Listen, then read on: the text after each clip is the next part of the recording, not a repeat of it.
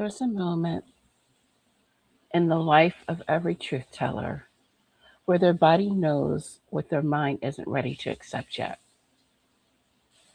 Your chest gets tight, your hands might shake, and the thing you've been protecting, the story you've been carrying for other people, it starts to feel like a cage you built around yourself. Malcolm X had that moment in 1963, and what he did next cost him everything. Today, I'm watching the full story of the Nation of Islam, not as a historian, not as a commentator, but as a counselor who has sat with survivors of high control groups. And I'm going to name the mechanisms that this documentary describes, but can't quite label, because the same patterns that built the Nation of Islam are the same patterns that keep people stuck in spiritual systems that are slowly destroying them. I'm Elisha, and welcome to Elisha Space.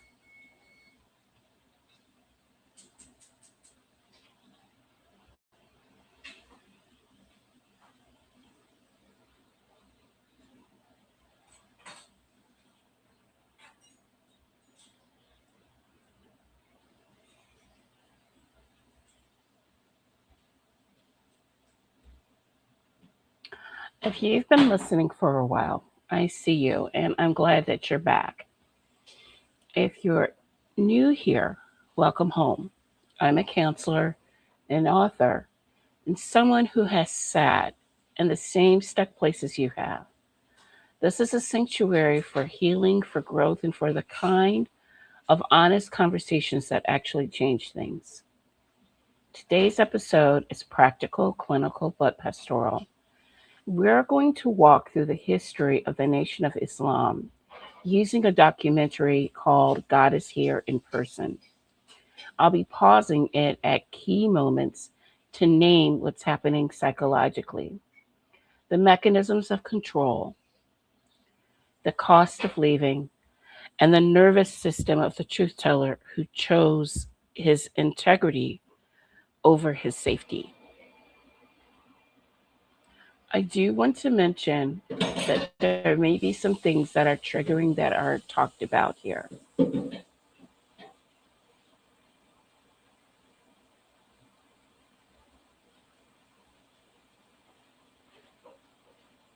So, we are going to be discussing some high control groups, spiritual abuse, and racial trauma.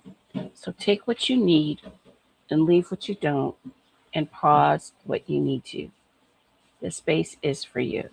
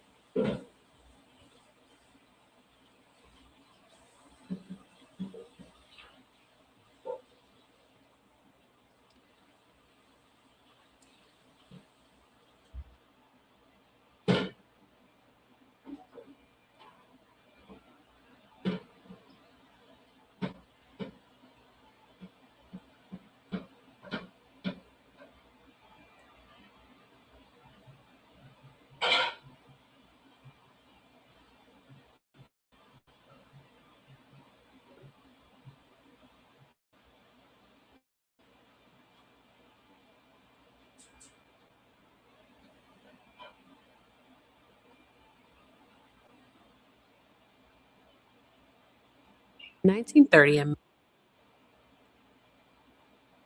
man named Wallace Fard Muhammad began selling mysterious items to Black American families in Detroit, Michigan. The families were eager to hear about the silks and jewelry they purchased, which Mr. Muhammad told them were acquired from their native homeland in the East. Master W.D. Fard, as he became known, told the families that he was from the holy city of Mecca. He preached from the Bible, but challenged many of Christianity's mainstream teachings. He told his listeners that the white man had lied about the Bible's contents, their identity, and their true religion, which was Islam. When word spread in the community, meeting sizes grew larger.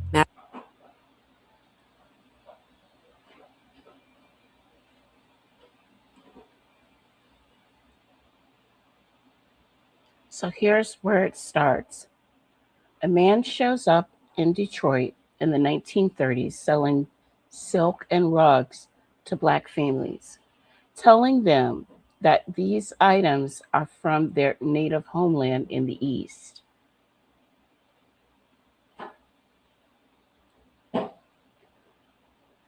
And within a few years, he's not just a salesman, he's God.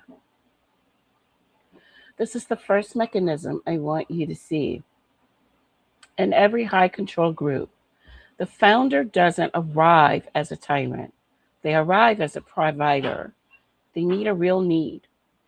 These were black communities in Detroit who had migrated from the South, who were living under Jim Crow, who were looking for identity, dignity, economic survival. Farad Muhammad didn't create the wound, he found it. And then he positioned himself as the only one who could heal it. And then he disappears, vanishes in 1934. No explanation. 8,000 members left behind with no founder, no structure, no God. And that disappearance, that's not an accident. In cult psychology, the absent leader creates a power vacuum that elevates the successor to near divine status. Elijah Poole, soon to be Elijah Muhammad, steps into that vacuum and claims to be Farad's chosen one. Let me say this clearly. The disappearance of the founder is one of the most powerful control mechanisms a group can experience. Because now the followers don't just believe in the leader, they need the leader. The anxiety of the void is so unbearable that they will hand over their autonomy to whoever fills it.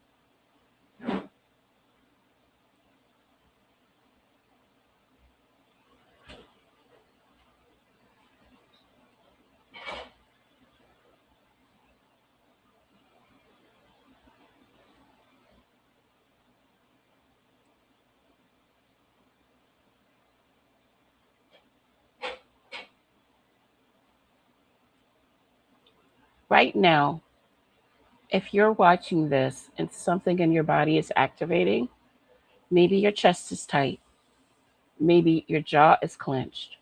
I want you to notice that. That's your nervous system recognizing a pattern. Stay with me.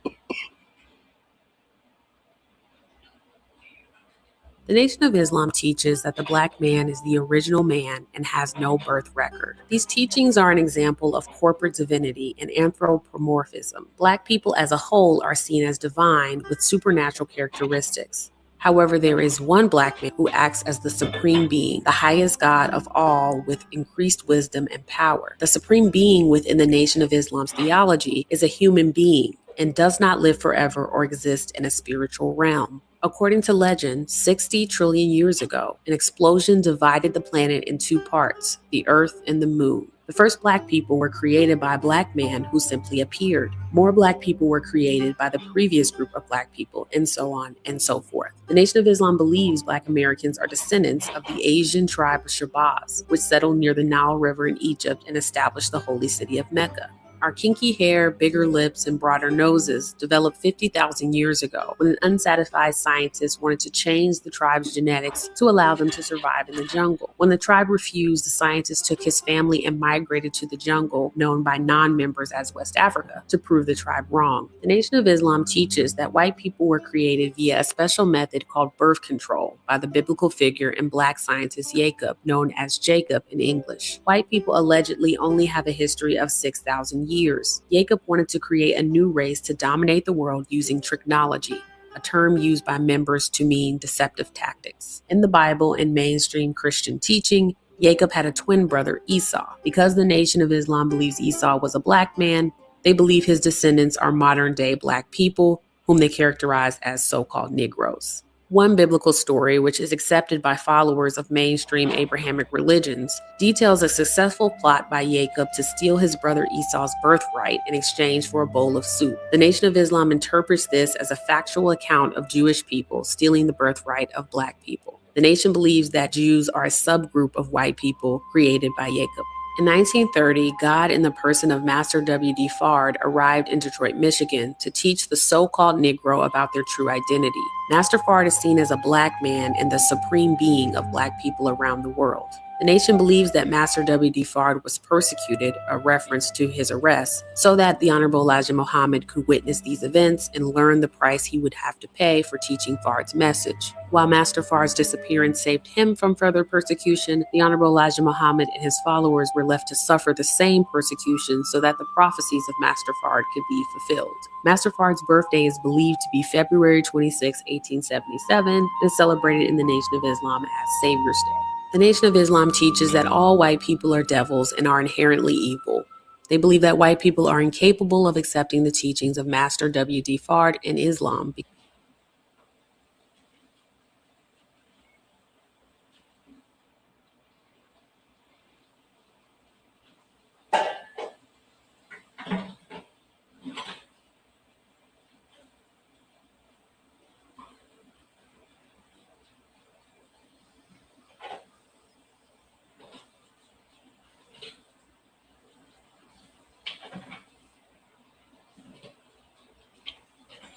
Okay, this is the part of the documentary where they lay out the theology.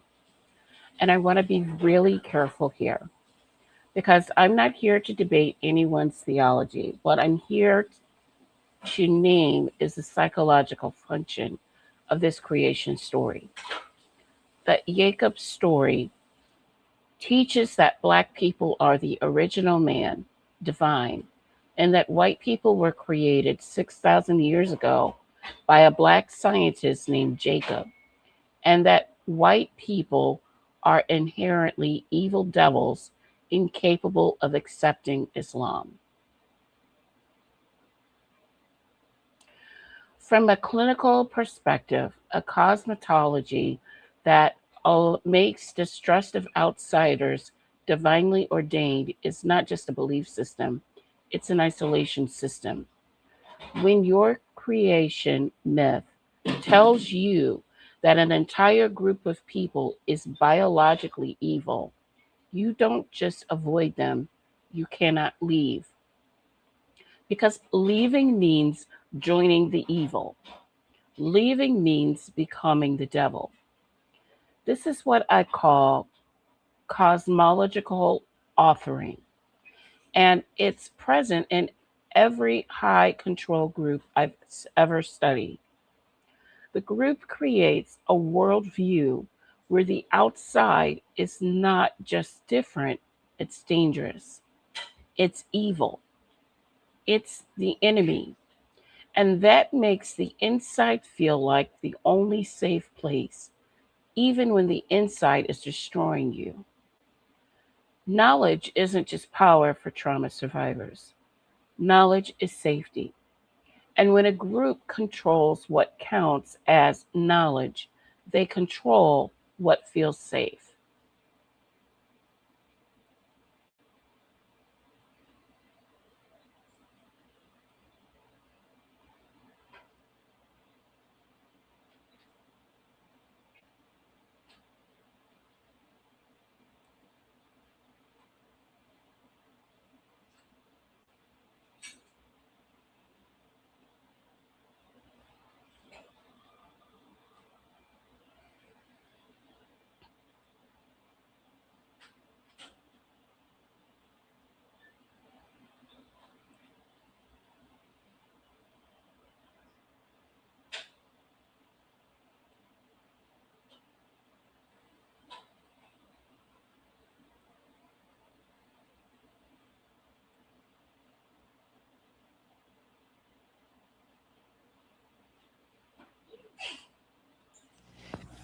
Minister Malcolm, when you broke with Elijah Muhammad back in March, you said it was because the black Muslims were too narrowly sectarian and inhibited, and because Elijah Muhammad had become blindly jealous of you and the personal following you had gathered.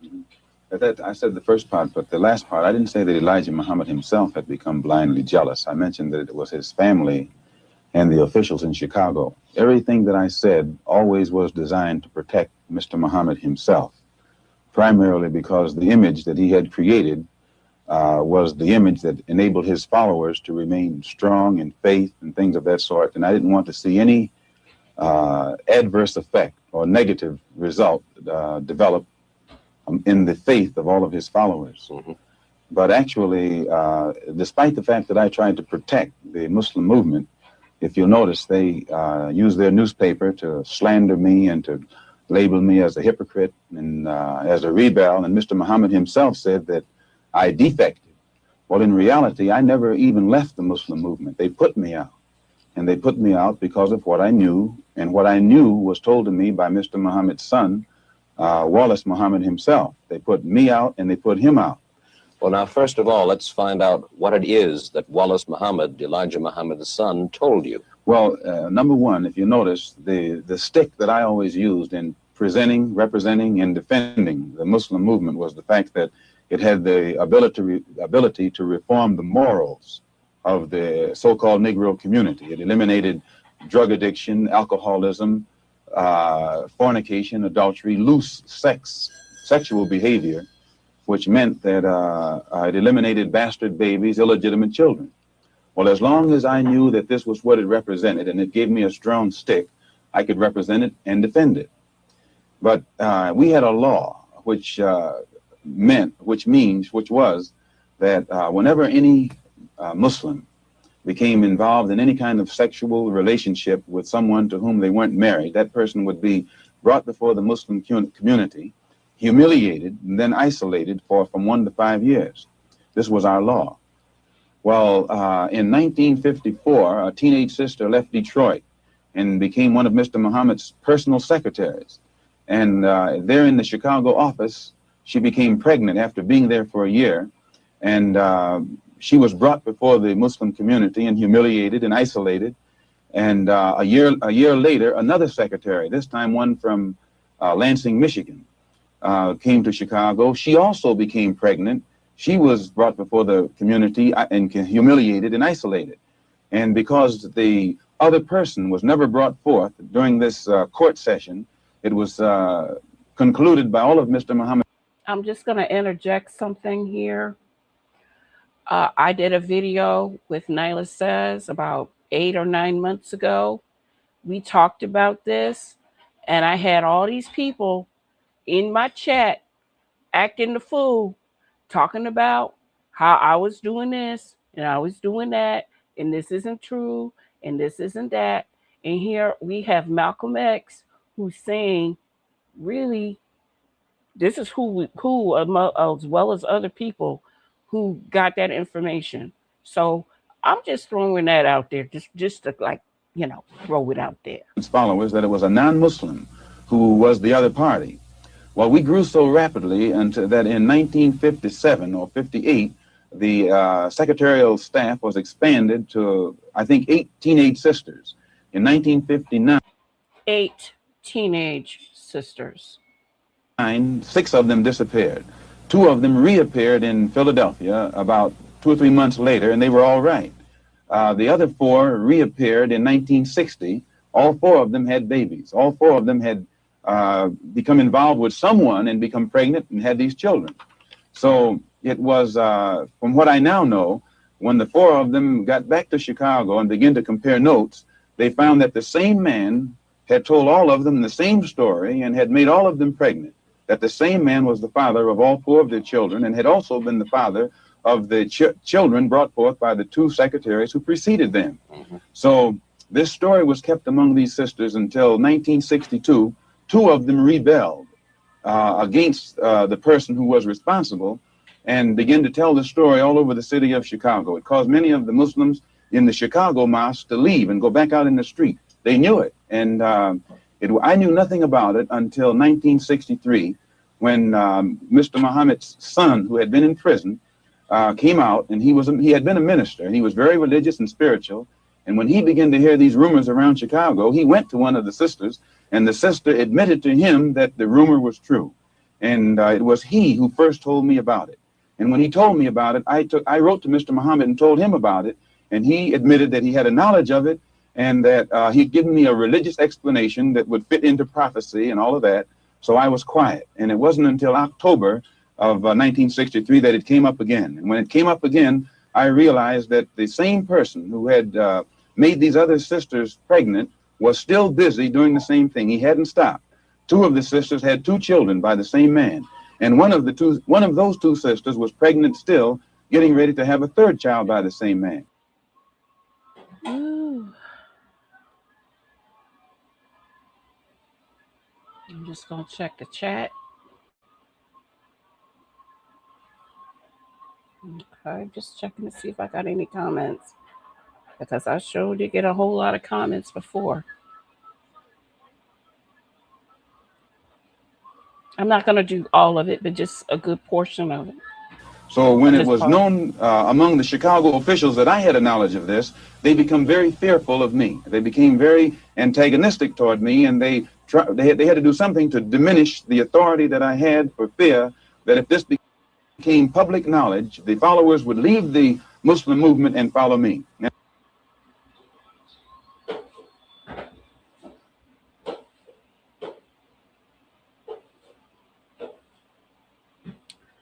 Listen to his voice. Listen to his measured cadence. He said, everything that I said always was designed to protect Mr. Muhammad himself primarily, because the image that he had created was the image that was enabled his followers to remain strong in faith. He knew, his body knew before his mind let him see it. He says he had seen indications of its reality, but his religious sincerity made me block it out of my mind. That is not a man who was naive.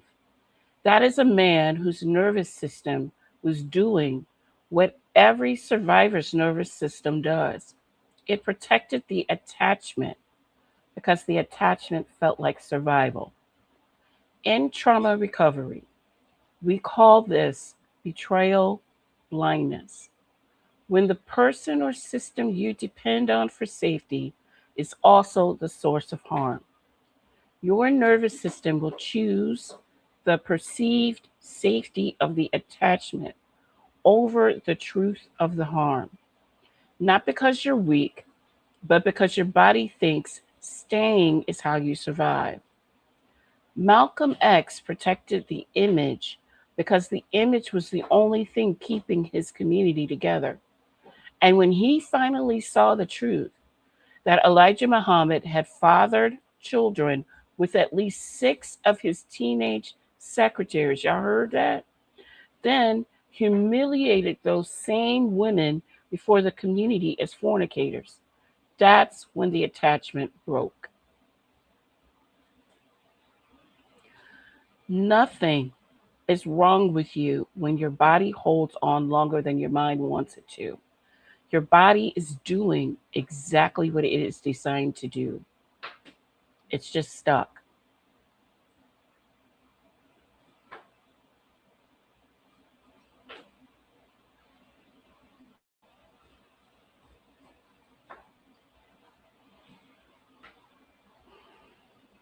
Now, I will play the next clip.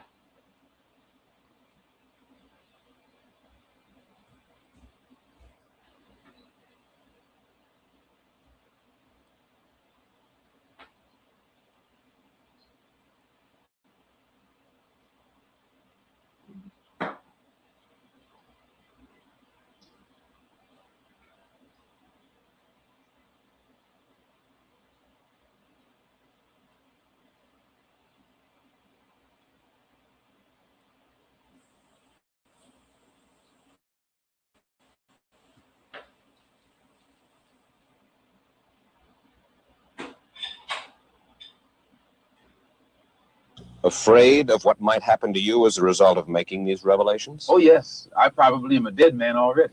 What do you mean? When you understand the makeup of the Muslim movement and the psychology of the Muslim movement, as long as if I myself, by having confidence in the leader of the Muslim movement, if someone came to me and I had no knowledge whatsoever of what had taken place, and they told me what I'm saying, I would kill them myself. The only thing that would prevent me from killing someone who made a statement like this, they would have to be able to let me know that it's true. Now, if anyone had come to me other than Mr. Muhammad's son, I never would have believed it, even enough to look into it. But I had been around him so closely, I had seen indications of the reality of it, but my religious sincerity made me block it out of my mind. Have you received threats on your life? Oh, yes.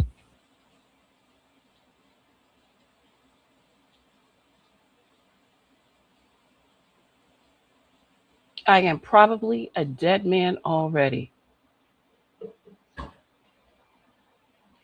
Let your nervous system hear that. He knew what leaving would cost, and he did it anyway. This is the part that most reaction videos won't name. When you leave a high control group, you don't just lose a community, you lose your name. He was Malcolm X, the X itself given to him by the nation. You lose your purpose. He was their national spokesman, the architect of their growth from 500 to 30,000 members. You lose your safety. 2 brothers were sent to his house with revolvers. Someone was tasked with wiring his car with explosives. And you lose your narrative. They used their newspaper, Muhammad Speaks, to slander him, to label him a hypocrite. They stood in the mosque and shunned him. That's their word for public shaming. It's actually den him. That's what they do for public shaming, without ever giving him a chance to defend himself. That's not discipline. That's psychological annihilation.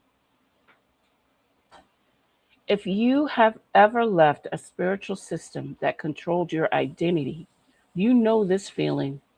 The world outside the group doesn't feel like freedom at first. It feels like free fall because the group told you who you were.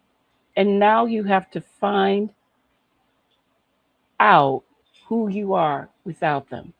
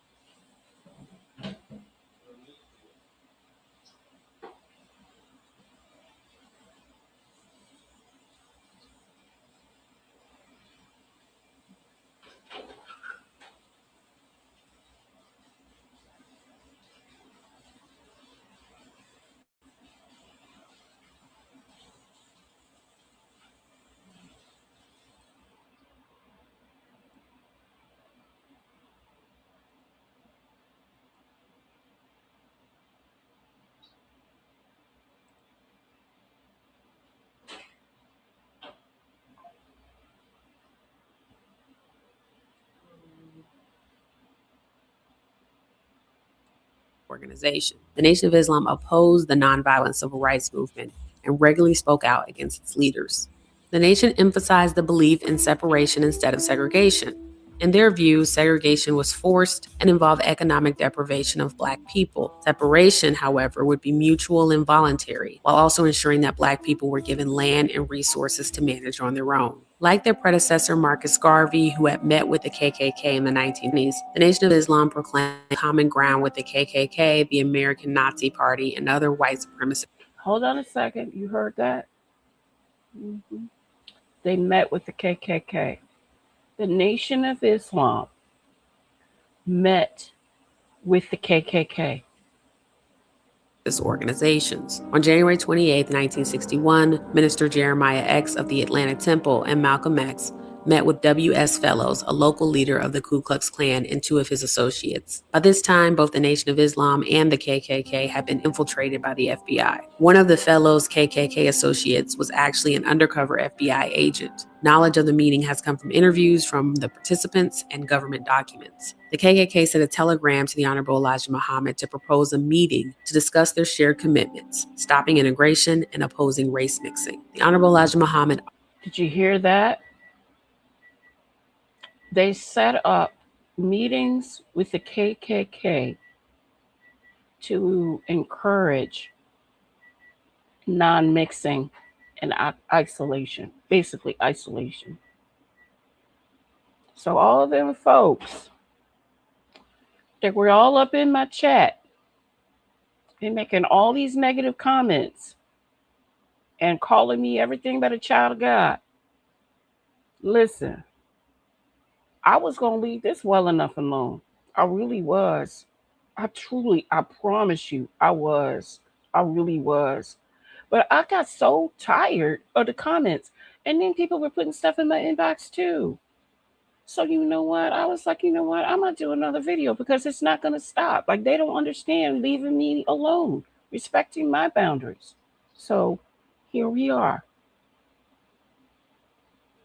Authorized Malcolm and Jeremiah to meet with them devils, but required them to communicate the nation's stances on separation versus segregation and to demand land for a separate Black state. The Nation of Islam had purchased farmland in Alabama, but the Klan responded by quickly buying up all the surrounding plots, and the nation's cows were frequently found dead by gunshot wounds.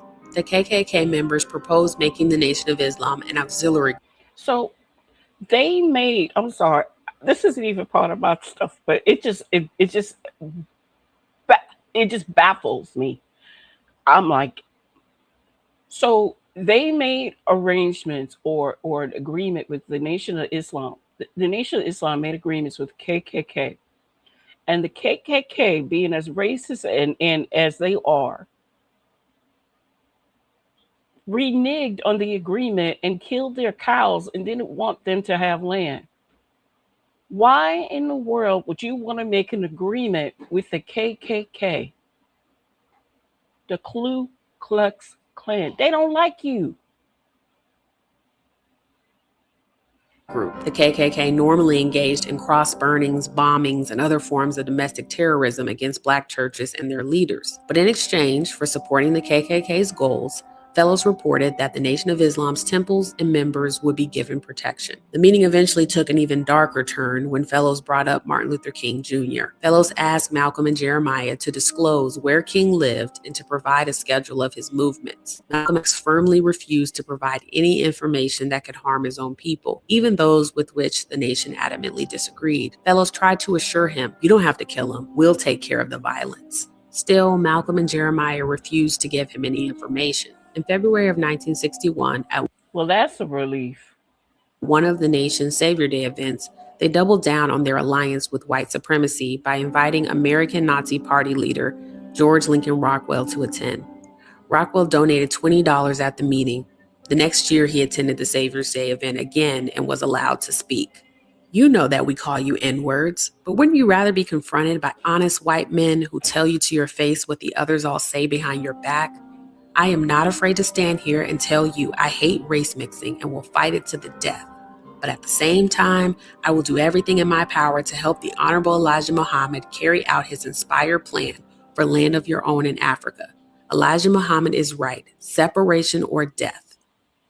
Rockwell's speech was greeted with a mixture of applause and boos. In addition to selling newspapers,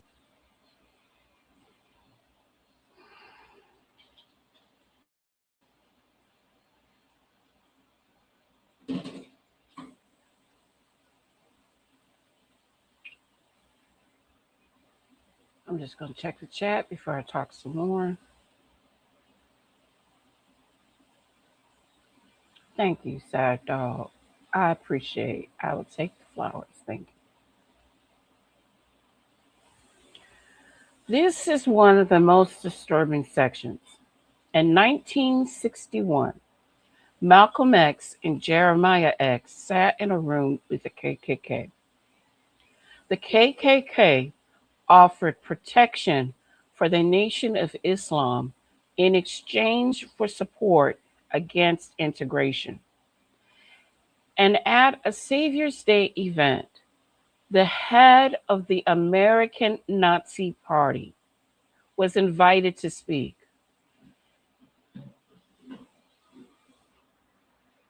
Why?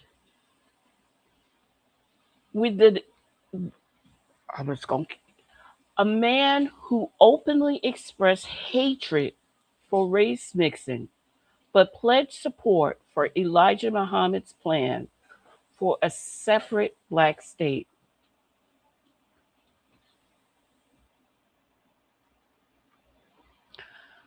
I get emotional because I was raised both in the world of the Nation of Islam and I was raised in the church.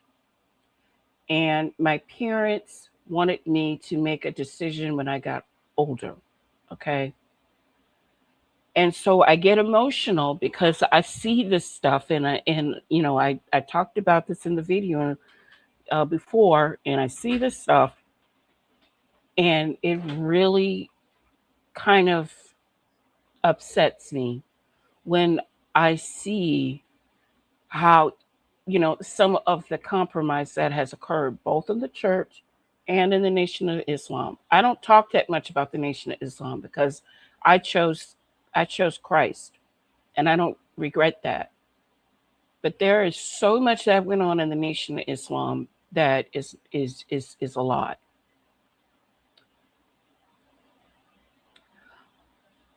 I want to name what this is clinically. This is strategic alignment with your enemy to maintain separation. And from the outside, it looks like hypocrisy. But from inside a high control group, it makes perfect sense. Because the goal was never justice. The goal is separation. And when separation is a sacred goal, any alliance that preserves it becomes justified, even an alliance with people who hate you. This is what happens when a group's identity is built on othering. Eventually, the logic of othering consumes everything, including your own moral compass, which is why I made the statement. Why? You start making deals with people who would destroy you because the group's survival matters more than the people inside it.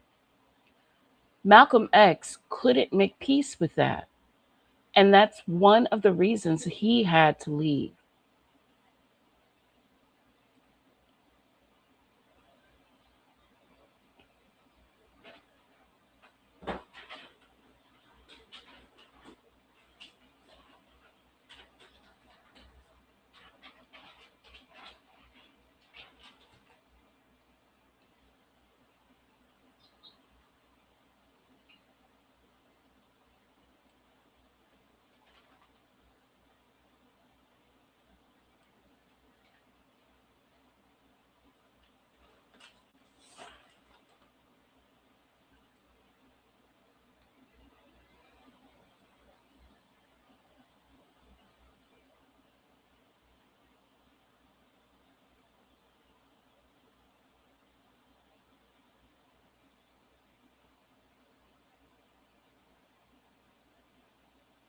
Black people.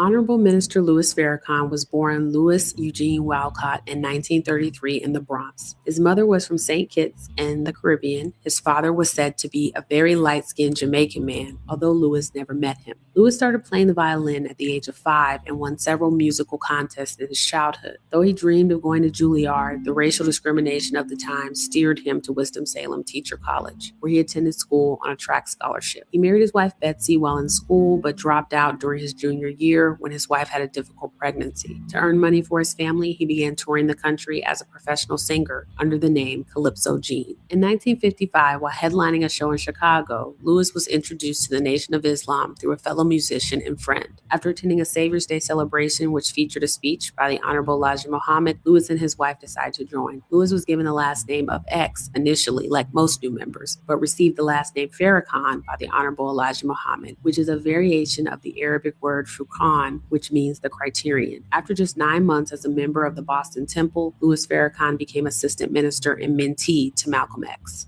Over the years, Honorable Minister Farrakhan has talked about what happened when Malcolm X left the Nation of Islam and the events leading up to his assassination. One of his most controversial speeches, Honorable Minister Farrakhan reveals his feelings about what he deems Malcolm X's hypocrisy. He dogged the message. The man that took him from a pimp, from a hustler, from a stick-up man, and sent him before the world. Now he's dogging his teaching. What do you think we felt? You don't have to order me to kill you. If you attack my father, my orders come from my love. I want you to hear me good, because every Muslim that loved Elijah Muhammad would have killed Malcolm if we had gotten a chance. He would have been dead. He would never have lasted a year. Elijah Muhammad told us, leave him alone. Leave him alone. Told me to my face, leave him alone. You just shut your mouth and stay out of it. Because in the future, we're going to become a nation. And the nation got to be able to deal with traitors and cutthroats and turncoats. You don't like the way of God. If God say put them out, in your heart, you don't think that's strong enough, so you want to beat somebody up, or you want to exact some kind of retribution on somebody as though you're a God beside God. You don't like my way because I'm a merciful man. Some of you are hypocrites right now. Honorable Elijah Muhammad didn't send me to beat black people or shoot black people, but to teach black people. And you'll always find me defending black people because he showed me how to defend my people. I believe the zealots in the mosque in Newark, as it has now come out that they were from the Newark mosque, killed Malcolm. In this particular recording, he fails to mention the full reason why the revelation of the Honorable Elijah Muhammad's relationships with other women troubled Malcolm X. While polygyny is allowed in certain sects of Islam, it was forbidden within the Nation of Islam. In fact, in cases where a member had engaged in a sexual relationship with a person who was not their spouse, they were publicly shamed in front of the mosque and exiled for a period of time that could last years. Malcolm X had participated in this punishment for several members, including his own brother. In many cases, the witnesses of these incidents with the Honorable Elijah Muhammad left the Nation of Islam and went back to their former lives due to their disillusionment. It was clear that the Honorable Elijah Muhammad was not practicing polygyny as set out in the Quran, but was attempting to conceal his own violation of the Nation of Islam's doctrines. Many sources confirm that rogue members of the Nation of Islam, without the direction of the organization's leadership, assassinated Malcolm X. However,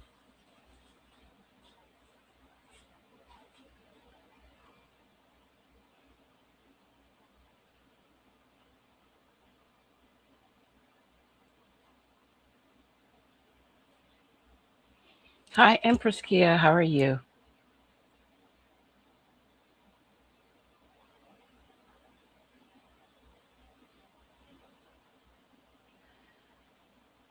After Malcolm X was assassinated, Louis Farrakhan assumed all of his former positions.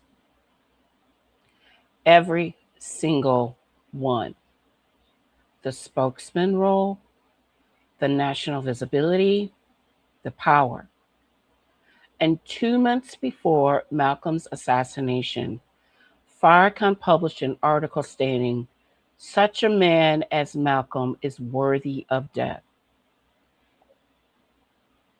He later apologized for that rhetoric, but the mechanism is already visible. The group replaced the truth teller with someone willing to enforce the narrative. And then in 2011, something remarkable happened. Farrakhan announced a partnership with the Church of Scientology. Dianetics auditing was introduced to Nation of Islam members. Let me name what this is. Two high control groups merged their compliance technology.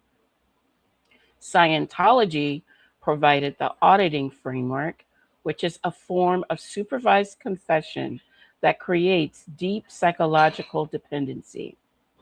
The nation provided the theological framework, the same cosmological authoring, the same authority lock. When I see this as a counselor, what I see is a system that is optimizing for control, not for healing, not for freedom, for control. And the most dangerous thing about it is that it works. People feel better inside these systems. They experience real relief, real community, real identity. And that's what makes them so hard to leave. This isn't visualization, this is physiology. The nervous system calms down inside the structure, and then the structure owns you. I'm just going to check the chat before I go to the next clip. Okay.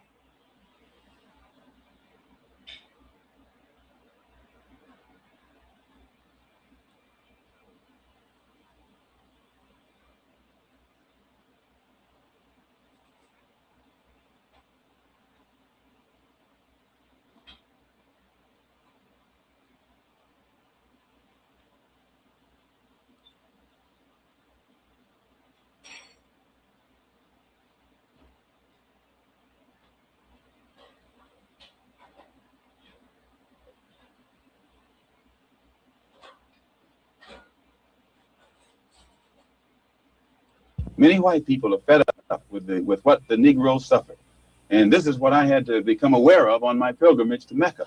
I could see then that there are many white people in this country who will side with the Negro in whatever he has to do to protect himself. You have changed your attitude about the white man in the United States to some extent. Well, I've broadened my scope. Travel broadens your scope. It gives you a wider understanding. And I have, in my many lectures on college campuses, seen many whites, even as a black Muslim, whose reaction to much of what I had to say showed me that they were genuinely concerned. Some weren't genuinely concerned, but many of them were. And this element is increasing. But that's a considerable change of opinion in Malcolm X. No, today I'm speaking for myself. Formerly, I spoke for Elijah Muhammad. And everything I said was, Elijah Muhammad teaches us thus and so. I'm speaking now from what I think, from what I have seen, from what I have analyzed, and the conclusions that I have reached. And the white man is no longer the devil, and he is no longer bound to be evil. The Holy Quran teaches us to judge a man by his conscious behavior, by his intention. And my reason for going to Mecca was to get a better understanding of the religion of Islam and what the Quran teaches. So I judge a man by his conscious behavior. I am not a racist. I don't subscribe to any of the tenets of racism.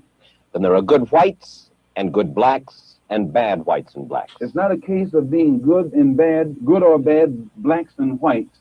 It's a case of being good or bad human beings. Minister Malcolm, when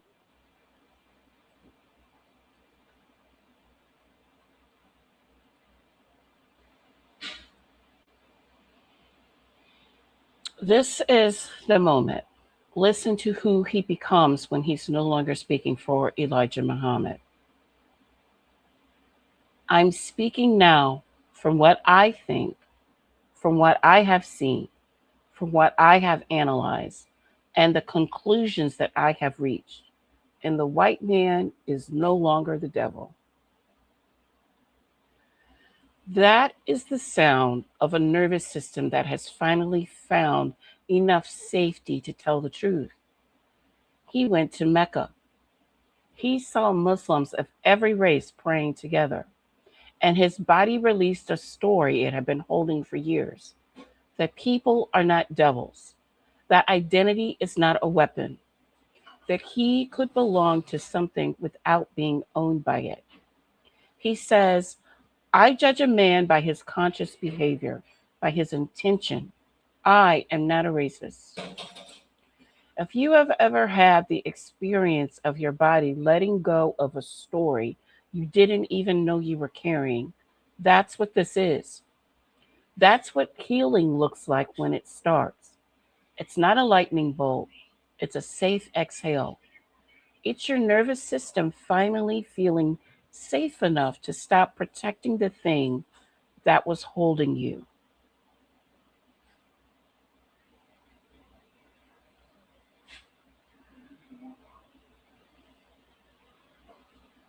So stay with me.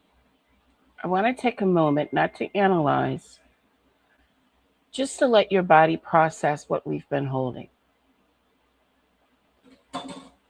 Place your hands on your chest, right over your sternum. That's where the vagus nerve is most accessible. Breathe in through your nose for 4, 2, 3, 4. Hold for 4, 2, 3, 4. And then exhale through your mouth for 6, 2, 3, 4, 5, 6. Now, ask your body this question. Not your mind, your body. Where am I protecting something that is hurting me?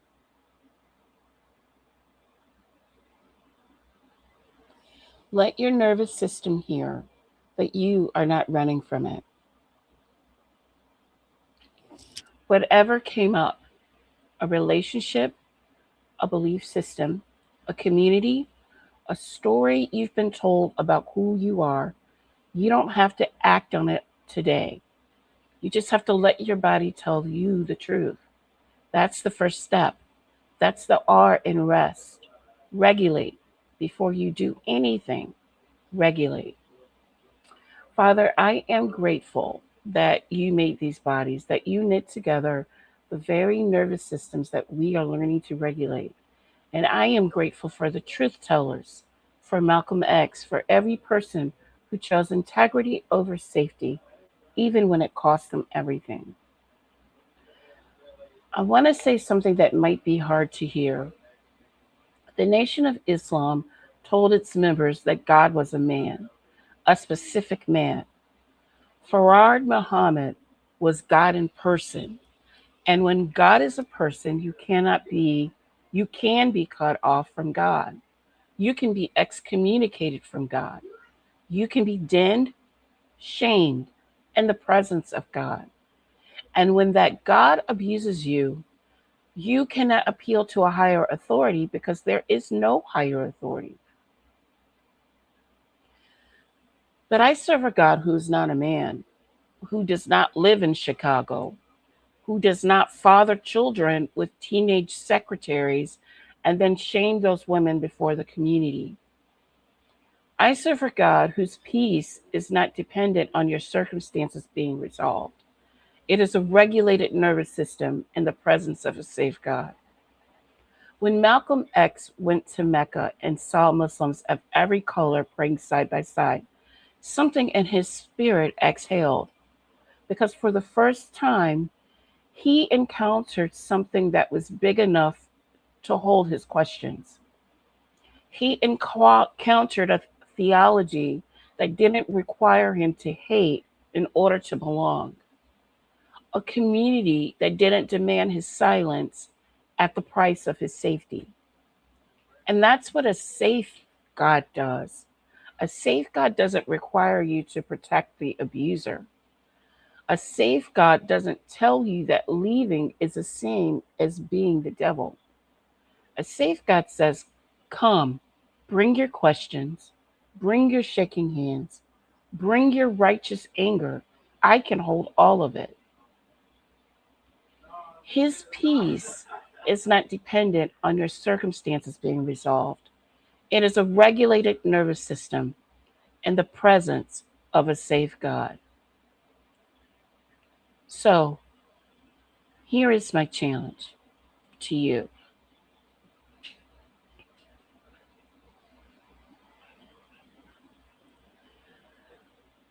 It's simple, but it's not easy.